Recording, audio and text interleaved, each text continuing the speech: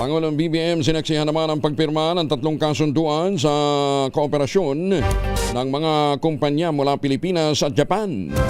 Detalye ng balita mula kay Let Narciso, RH14. Let, good morning. Sinaksihan ni Pangulong Ferdinand Marcos Jr. ang paglagda ng 3 partnership agreements sa pagitan ng mga kumpanya mula sa Pilipinas at Japan.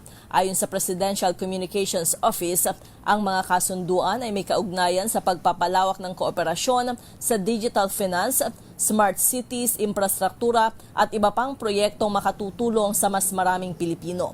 Kabilang sa MOU ang partnership ng Ayala Corporation, Mint, MUFG at Mitsubishi Corporation sa Digital Financial Services.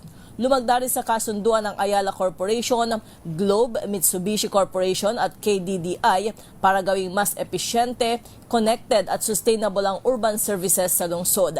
Samantala, nakasama rin ng Pangulo sa isang roundtable meeting ang Japanese companies na matagal nang nasa Pilipinas, kabilang ang Toyota, Panasonic at Uniqlo. Positibo si Pangulong Marcos na ang mga talakayan sa nasabing kumpanya ay magbubunga ng mas maraming trabaho at oportunidad para sa mga Pilipino. Ito si Let Narciso para sa DZRH. Una sa Pilipinas, una sa Pilipino. Maraming salamat, Let.